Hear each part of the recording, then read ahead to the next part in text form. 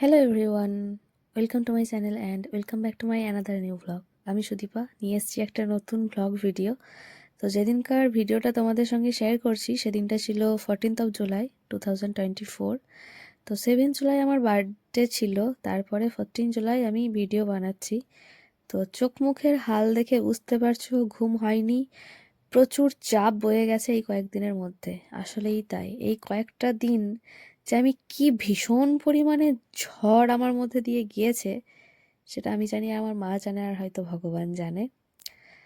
তো যারা 7 জুলাই মানে আমার লাস্ট ভ্লগটা দেখেছো, মানে আমার বার্থডে ভ্লগটা সেদিন দেখেছো, আমি একটা অন্যরকম হাসি খুশি প্রাণোচ্ছল। আর আজকের অবস্থাটা দেখো, চোখ মুখ দেখলেই বুঝতে পারবে যে কি বয়ে গিয়েছে আমার ওপর দিয়ে। চোখ মুখের ছাপ দেখে বুঝতে পারবে। চোখের তলায় এতটা ডার্ক সার্কেল। আমার তো গায়ের রঙই কালো, মানে আমি তো শ্যামলা বর্ণের, তারপরেও আমার চোখ মুখের এরকম অবস্থা যে অনায়াসেই বোঝা যাবে চোখের তলায় কতটা কালি পড়েছে। এই কয়েকদিন নাওয়া খাওয়া ঘুম সবকিছু যা তা অবস্থা। তো এইগুলো সোশ্যাল মিডিয়ায় দেখানোর জিনিস নয়, আমি দেখাতেও পছন্দ করি না।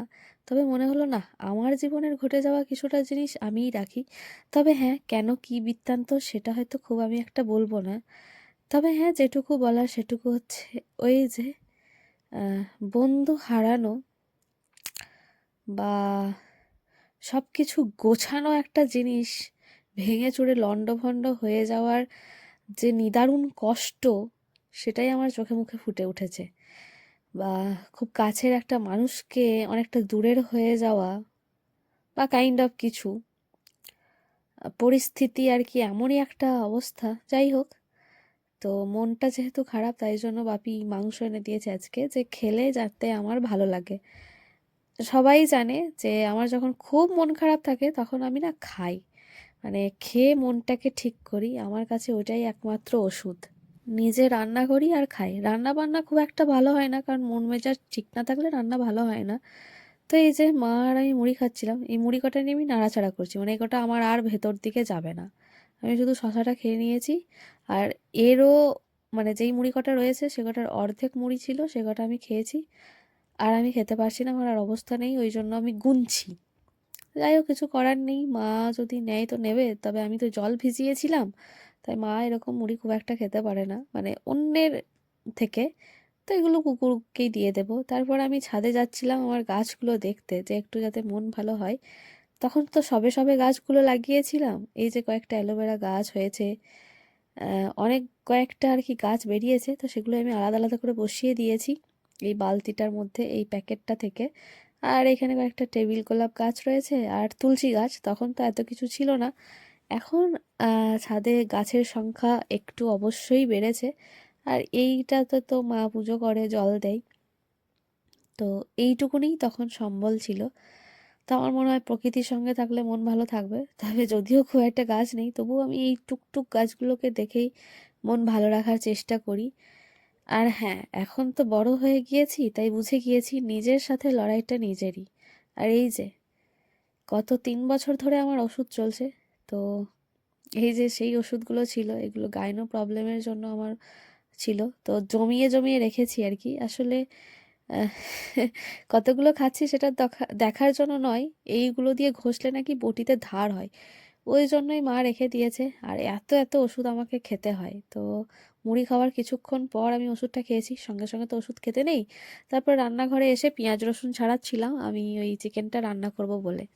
মা বললো তুই কর, কিন্তু আমার রান্না করার একদমই ইচ্ছে নেই। আমার রান্নাটা দেখলেই বুঝতে পারবে আমি কি না কি করেছি রান্নাটা। মানে মানুষ মানুষের মন নিয়ে এক্সপেরিমেন্ট করে, নিজের জীবন সঙ্গীদেরকে নিয়ে এক্সপেরিমেন্ট করে, আমি রান্না নিয়ে এক্সপেরিমেন্ট করি। আমি কোনো মানুষকে নিয়ে এক্সপেরিমেন্ট, কোনো মানুষকে নিয়ে হাসি মজা খেলা এই সমস্ত করি না। তবে হ্যাঁ, কখনো কখনো বা অনেক কয়েকবার এরকম হয়েছে আমার নিজের কাছের মানুষদের, বন্ধুদের আমি খুব ভীষণ কষ্ট দিয়ে ফেলেছি, যেটা আমি একদমই করতে চাইনি, দিতে চাইনি। পরিস্থিতির কারণে বা কেন জানি না, নিজের মানসিক অবস্থা ঠিক না থাকার কারণে হয়তো এরকম করে ফেলি। তবে আমি সত্যিই করতে চাই না, কারণ আমার কাছে প্রত্যেকটা মানুষ, প্রত্যেকটা সম্পর্ক ভীষণ দামি। আমি সবাইকে আগলে রাখতে খুব ভালোবাসি, আমি চাই সবাই থাকুক। কিন্তু এই যে কখনো কখনো হয়তো ভাগ্য সায় দেয় না, বা হয়তো আমাদের কপালেই থাকে না, বা হয়তো নিজেদের করা কোনো অজান্তেই কোনো কারণে নিজেদের দোষে হারিয়ে ফেলি, এই আর কি। তো এই যে দেখতে পাচ্ছ, প্রথমেই আমি তেল গরম করে আলুটাকে দিয়েছিলাম। আলুটা না ভেজে তুলে কি মনে হলো, শুধু মাংসটাকে ঢেলে দিয়ে কিছুক্ষণ ভাজলাম, কেন জানি না। তারপর আদা রসুন বাটা দিলাম, পেঁয়াজ বাটা দিলাম, ওখানে লঙ্কা বাটাও ছিল। মানে আমি আজ কী যে জগা খিচুড়ি রান্না করেছি কি জানি। তারপর আবার পেঁয়াজ কুচিও দিলাম। মানে কি হবে রান্নাটা নিজেও জানি না। যা পাচ্ছি তাই, এইরকম রান্না আগে কখনো করি না। আসলে মন মেজাজ ভালো নেই তো, আমি কখন কি করে ফেলেছি আমি নিজেও জানি না। তারপর মাকে বললাম জিরে গুঁড়োটা দাও, তারপর সেটাকে দিয়ে অনেকক্ষণ ধরে নাড়লাম। তারপর এই যে একে একে দিলাম চিকেন মশলা, তারপর হচ্ছে গিয়ে কাশ্মীরি লঙ্কা গুঁড়ো, এই সমস্ত কিছু। তখন আবার হলুদ দিইনি, এবার আবার ধনে গুঁড়ো দিলাম। আমি যে কি করেছি সেদিন আমি নিজেই জানি না, আমার মাথা তো কাজ করেনি সেদিন, আমার মাথা খারাপ ছিল, তাই রান্নাটা ওরকম যা পেরেছি তাই করে দিয়েছি। তারপর লবণ দিয়েছি, তারপর মনে পড়লো এগুলো তো সেদ্ধই হবে না, আলুও তো হবে না, তো তখন মনে হলো যে না, লবণটা দিতে হবে, মা বললো। তারপর আবার ওপর থেকে টমেটো ছিল না বলে টমেটো সস দিলাম। তো তবে রান্নাটা খুব একটা খারাপ হয়নি, এরকম রান্না নিয়ে মাঝে মধ্যে এক্সপেরিমেন্ট করাই যায়, ভালো লাগে খেতে। তারপর আবার দিয়ে দিলাম গরম মশলা গুঁড়ো, ওটা আবার পড়ছিল না, মানে পাশে থেকে মশলাগুলো মাই দিয়ে দিচ্ছিল। তারপর আমি আবার ঢেকে কিছুক্ষণ কষাচ্ছিলাম। আর এদিকে আমার অবস্থা দেখো, ঘেমে নে জঘন্য অবস্থা। আর রান্না করতে করতে আমার জীবনের 12টা তো এমনিই বেজে গেছে, আর রান্না করতে করতে 12টা বেজিয়ে 12টা পেরিয়ে 13টা বেজে গিয়েছে। মানে তখন প্রায় একটাই বাজতে যায়, সত্যি কথাই। মানে আমি যে কি করি, আমার মা বলেই একমাত্র আমাকে সহ্য করে আমি এত অত্যাচার করি। কারণ এই যে রান্না বান্না করছি, এত বাটি ঘটি এইসব করে রেখেছি, মানে সেগুলো তো মাকেই তো ধুতে হবে, তাই না? মায়ের তো জীবনে শান্তি নাই, মায়ের স্বস্তিও নাই। একটু মাংস আবার তুলে রেখেছি, পুরোপুরি সেদ্ধ হয়েছে কিনা জানি না, খেয়ে দেখবো। তারপর ওপর থেকে একটু জল দিলাম, খুব কমই জল দিয়েছি, যেহেতু মা আর আমি খাই, বাপি চিকেন খাই না। তারপরে জল দিয়ে আবার ফুটতে দিলাম। তো ওই তো ফুটছে এখন চিকেন, জানি না কতক্ষণ ফুটবে। এই ফোটা অবধি রেখে দিয়ে তারপর আমি তো চলে গিয়েছিলাম। তারপর মা বাকিটা দেখেছে। আমি গ্যাস বাড়াবো না গ্যাস কমাবো সেটা বুঝে উঠতে পারি না। কখনো প্রচুর আঁচ দিয়ে দিই, গ্যাস একদম আহ, প্রচণ্ড পরিমাণে ফোটে, আবার কখনো আবার কমে যায়। রান্না করার পর হিসাব মতো আমার চান করতে যাওয়ার কথা, কিন্তু আমার এত বিরক্ত লেগেছে, ঘরে এসে ফোন ঘাঁটছিলাম, ফোন ঘাঁটতেও বিরক্ত লাগছে, ফোন রেখে দিয়ে আমি শুয়ে আছি। মানে এতটাই বিচ্ছিরি একটা অবস্থা, নিজের মনের ওপর কন্ট্রোল নেই, কোনো কিছুর ওপর। আমি যে কি করব, দিশেহারা অবস্থা আমার হয়েছিল। সেখান থেকে কি করে বেরোবো সেটা বুঝে উঠতে পারছি না। আমি সত্যিই বুঝে উঠতে পারিনি এই রকম আমার মানসিক অবস্থা এর আগে কখনো সত্যিই হয়নি। আমাকে তারপর অনেক, মানে বড় মানুষের হেল্প নিতে হয়েছে যে আমি এখান থেকে কি করে বেরোবো। আমার মনকে আমি শান্ত করতে পারিনি, আমি স্থিরতা পাইনি, মানে কোনো কিছুই। আমার ধৈর্য শক্তি একদম হারিয়ে গিয়েছে। মানসিক অবস্থা আমার খুবই খারাপ, মানে আমাকে দেখে রীতিমতো আমার নিজেরই টায়ার্ড ফিল হচ্ছিল তখন। এই মুহূর্তে এখন দেখছি আবার সেই কষ্টগুলো আবার নতুন করে জাগাড়া দিয়ে উঠছে। কারণ তখন মোটামুটি একটা মাস আমার জীবনের খুব জঘন্যতম দিন গিয়েছে। মানে কিভাবে যে দিনগুলো কেটেছে একমাত্র আমিই জানি। কি মানসিকভাবে বাজে একটা বিপর্যয় নেমে এসেছিল আমার জীবনে, যা তা অবস্থা। তো তখন দেখতেই পেলে কটা বাজছে, ওই সময় আমি খেতে যাচ্ছি, কারণ মা অনেকবার ধরে ডাকছে, আর আমি না খেলে আমার মা বাবা কেউই খাবে না। তো তাই আমাকে বাধ্য হয়ে খেতে হবে। এই দেখো এত কিছু সবজি রান্না হয়েছে, তরকারি পাতি, মা সয়াবিন ভাজা করে দিয়েছে যেহেতু আমি খেতে ভালোবাসি, কিন্দুরি ভাজা ওটাও আমার ফেভারিট, পুঁই শাকের তরকারি, আলু সেদ্ধ, চিকেন, সব কিছুই আমার পছন্দের। কিন্তু আমার ভাত দেখতে পাচ্ছ ওইটুকু, তারপরেও আমি এতটা নষ্ট করেছি, খেতে পারিনি। নষ্ট হয় না, আমার বাড়ির কুকুরগুলো থাকে অনেক, তাদেরকে দিয়ে দেওয়া হয়।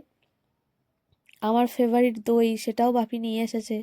আমার গ্রীষ্মকালে একদিনও দই ছাড়া ভাত খাওয়া হয় না, মানে আমি প্রত্যেক দিন আমার ভাতে দই চাই, তাই বাপি সেটাও যোগান দেয়। কিন্তু যতই ভালো দাও, মন মেজাজ ঠিক না থাকলে শরীর তো ঠিক থাকে না, আর খেতে ভালো কি আর লাগে। আমি তখন রীতিমতো মানে ভাবছিলাম যে কীভাবে এই দিনগুলো থেকে বেরোবো, আমাকে তো বেরোতে হবে, না হলে তো হবে না। আর এখন ভাবছি, এখন ভাবলে আবার কষ্ট হচ্ছে প্রচণ্ড। ওই দিনগুলো এখনো ভুলে যাইনি, তবে হ্যাঁ কাটা ঘায়ে কিছুটা মলম পড়েছে, এইটুকুই আর কি, ঘাটা আমার থেকেই গিয়েছে। এখনো ভাবলে কষ্ট হচ্ছে। আর ভাবছি যে কিভাবে দিনগুলো পেরিয়ে এসেছি, বাপরে গা শিউরে ওঠে।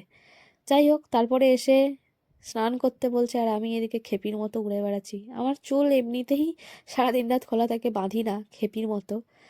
তখন তো আরও কটা বাজছে দেখো, 4:58। তখনও আমার স্নান হয়নি, মানে আমার জাস্ট বিরক্ত লাগছে, আমি কি করব আমি নিজেও জানি না।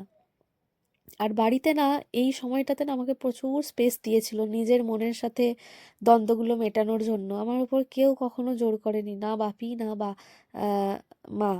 তো আরও অন্যান্য যারা সবাই আমার শুভাকাঙ্ক্ষীরা রয়েছে, সবাই জানে যে সময় দিলেই ঠিক হয়ে যায়, কিন্তু আমি বুঝে উঠতে পারছিলাম না আমি কি করব। আমার নিজের প্রচণ্ড খারাপ লাগছিল, আমার নিজেরই অপরাধী অপরাধী ফিলিংস হচ্ছিল। কারণ এই যে ঘটনাটা বা কিছু, কোথাও গিয়ে আমার নিজেকে দায়ী মনে হচ্ছিল যে হ্যাঁ, আমার সাথে বারবার এরকম ঘটছে, বারবার কাছের মানুষ হারিয়ে যাচ্ছে, বা আমার একটা সাজানো সুন্দর জীবনযাপন সেটা ভেঙে এলোমেলো হয়ে গিয়ে যাতা হয়ে যাচ্ছে। দেখছো আমার মতো মেঘেরও মুখ ভার। তারপর স্নান করার পর ওই প্রায় 6টা 6:30টার দিকে আমি ছাদে একটু বসেছিলাম। আমার যখন প্রচণ্ড মন খারাপ করে, কিচ্ছু ভালো লাগে না, আমি ছাদে গিয়ে একা একা বসে থাকি, আকাশের দিকে তাকাই, গাছপালা দেখি, রাস্তাঘাট দেখি, পাখি উড়ে যাই দেখি। আর রাতে ভীষণভাবে বসে থাকতে ভালোবাসি, কারণ আকাশে চাঁদ দেখি, তারা দেখি, ওদের সাথে কথা বলি, রিলেট করার চেষ্টা করি, হাওয়া বাতাস খাই, মনটা আমার ভালো হয়। আমার কিছুই ভাল লাগছিল না, তাই আমি ছাদে গিয়ে বসেছিলাম, নিজের সাথে নিজে একটু সময় কাটাচ্ছিলাম, ভাবছিলাম নিজের সাথে, নিজের দ্বন্দ্বগুলোকে কাটিয়ে ওঠার চেষ্টা করছিলাম। তো কিছুই না, এগুলো জানানোর মতনও কিছু নয়। তবে ওই আর কি, ভালো দিনগুলো যেরকম রাখি, খারাপ দিনগুলোকেও একটু আমার সাথে রাখার চেষ্টা করলাম। তো এই আর কি ভিডিও, এমন কিছুই ছিল না, মানে কিছু থাকার মতনও নয়। আমি ওই দিনগুলো থেকে যে ওভারকাম করতে পেরেছি এটাই ভালো, আর ভবিষ্যতেও যেন এরকম দিনগুলো থেকে ওভারকাম করে আর উঠতে পারি, এটাই কাম্য আর কি। বড় হয়েছি তো বুঝতে শিখেছি। তো এই ছিল ভিডিও আজকের মতো, টাটা, রাধে রাধে, দেখা হবে অন্য কোনো ভিডিও।